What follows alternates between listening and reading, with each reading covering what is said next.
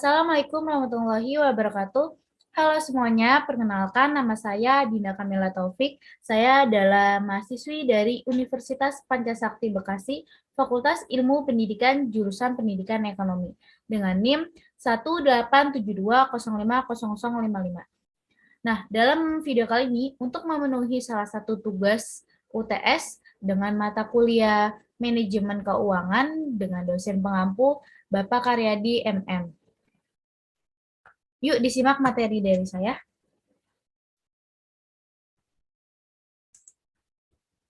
Nah, di dalam video ini, di sini saya akan memberikan kesimpulan dari 6 pembahasan, yang dimana pembahasan itu mengenai konsep dasar manajemen keuangan, penggunaan rasio dalam analisa finansial, modal perusahaan dan modal kerja, sumber-sumber penawaran modal dan jenis-jenis modal, dan juga pembahasan yang terakhir itu mengenai biaya penggunaan modal, atau kata lainnya cost of capital. Nah, masuk ke pembahasan yang pertama yaitu konsep dasar manajemen keuangan. Apa sih konsep dasar manajemen keuangan itu sendiri? Manajemen keuangan merupakan kegiatan merancangkan, mengatur, mengarahkan, dan mengawasi aktivitas finansial. Contohnya itu ada pengadaan dan pemanfaatan dana perusahaan. Nah, manajemen keuangan pun harus menerapkan prinsip manajemen umum pada sumber daya keuangan perusahaannya. Selain memiliki arti sebagai kegiatan perencanaan suatu perusahaan, manajemen keuangan itu sendiri itu memiliki tujuan ya. Nah, berikut ada beberapa tujuan. Tujuan yang pertama itu untuk memaksimalkan keuntungan berdasarkan keputusan yang tepat. Tujuan yang kedua, memanfaatkan uang yang tepat dan optimal supaya efisien terus terjaga. Tujuan yang terakhir itu untuk mempersiapkan struktur modal yang bisa didapat dari internal ataupun eksternal. Nah, selain pengertian dan juga tujuan, manajemen keuangan itu memiliki prinsip-prinsip juga. Nah, prinsip yang pertama itu ada transparan, berarti adanya keterbukaan, yang dimana transparan pada bidang keuangan, manajemen ini berarti adanya keterbukaan dalam mengelola suatu kegiatan. Lalu prinsip yang kedua itu transparansi dapat menciptakan kepercayaan timbal balik antara pemerintah, masyarakat, orang tua siswa, dan warga sekolah melalui penyediaan informasi dan menjamin kemudahan di dalam memperoleh informasi yang akurat dan memadai. Jadi prinsip-prinsip manajemen keuangan ini harus transparan dengan keterbukaan tanpa adanya pihak ketiga atau pihak yang bersangkutan. Jadi perusahaan itu harus transparan secara keterbukaan kepada masyarakatnya. Nah, lalu ada penggunaan rasio dalam analisa finansial. Pembahasan yang kedua, yang dimana penggunaan rasio dalam analisa finansial itu sendiri di dalam manajemen keuangan adalah merupakan suatu alat analisa yang digunakan oleh perusahaan untuk menilai kinerja keuangan berdasarkan data perbandingan masing-masing yang terdapat di laporan keuangan seperti neraca, laba rugi, dan arus kas dalam periode tertentu. Nah, selanjutnya itu ada macam-macam rasio keuangan. Nah, macam-macam dari rasio keuangan ini terdapat 3 golongan. Yang pertama, rasio neraca atau balance sheet ratio. Ialah rasio-rasio yang disusun dari data yang berasal dari neraca. Lalu rasio yang kedua itu rasio laporan laba rugi atau income statement ratio. Yang dimana rasio-rasio yang disusun dari data yang berasal dari income statement. Lalu ada juga rasio antar laporan. Nah, rasio antar laporan ini disusun dari data yang berasal dari neraca dan data lainnya yang berasal dari income statement, misalnya itu ada aset turnover, inventory turnover. Nah, pembahasan yang ketiga itu ada modal perusahaan dan juga modal kerja. Kita masuk dulu ke pengertian modal perusahaan. Apa sih modal perusahaan itu sendiri? Modal perusahaan bernilai positif jika harta lancar perusahaan lebih besar dari jumlah kewajiban lancarnya. Nah, sebaliknya, jika kewajiban lebih besar daripada harta perusahaan, maka keuangan perusahaan ini dinyatakan kurang baik atau modal kerjanya itu negatif.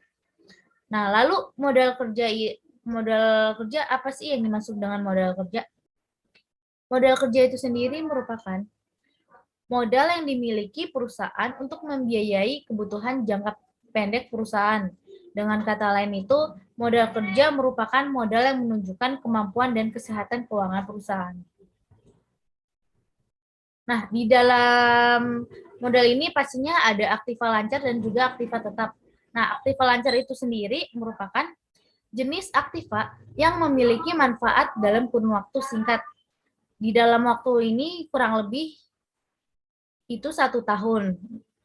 Dan juga di dalam kurun waktu yang 1 tahun itu sudah dapat diubah menjadi uang tunai atau juga kata lainnya kita sebut dengan kas. Nah, kalau pembahasan tentang mengenai aktiva tetap, nah aktiva tetap itu kita sebut dengan aset, yang dimana aset yang berwujud yang diperoleh dalam bentuk yang siap pakai, dibuat atau dibangun dan siap digunakan atau memberikan manfaat dalam jangka waktu lebih dari 1 tahun. Selanjutnya, cara-cara menentukan struktur finansial. Nah, struktur finansial itu ada dua, yang dimana ada secara struktur finansial vertikal maupun struktur finansial horizontal. Struktur finansial vertikal itu dimana tuh penandaannya yang sehat harus dibangun atas dasar modal sendiri yang tahan resikonya. Kedua, dalam kondisi bagaimanapun besarnya modal asing tidak boleh melebihi besarnya modal sendiri. Yang ketiga itu perbandingan antara modal asing dan modal sendiri itu tidak boleh lebih dari 1:1.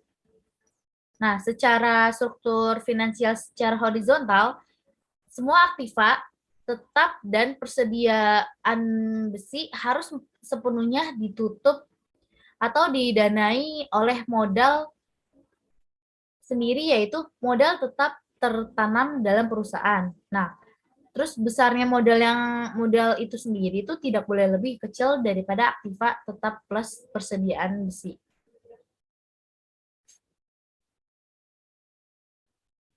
Nah, selanjutnya ada sumber-sumber dari modal kerja. Sumber yang pertama, biasanya perusahaan itu mendapatkan sumber modal dari hasil laba operasi, penjualan surat berharga, penerbitan saham, penjualan aktiva tetap, pinjaman maupun dana dari dana hibah. Dana hibah itu sendiri itu dana yang didapatkan dari customer atau juga dari uang bunga yang dipinjam oleh masyarakat kepada suatu perusahaan. Nah, kesimpulannya itu sumber-sumber penawaran modal itu dari sumber internal dan juga sumber eksternal yang mempunyai macam-macam sendiri itu untuk memahaminya lebih dalam. Termasuk di dalam sumber modal itu termasuk ada laba ditahan, depresiasi supply, bank-bank, pasar modal, dan bagaimana cara pemindahan modal. Nah, ada juga jenis-jenis dari modal itu sendiri.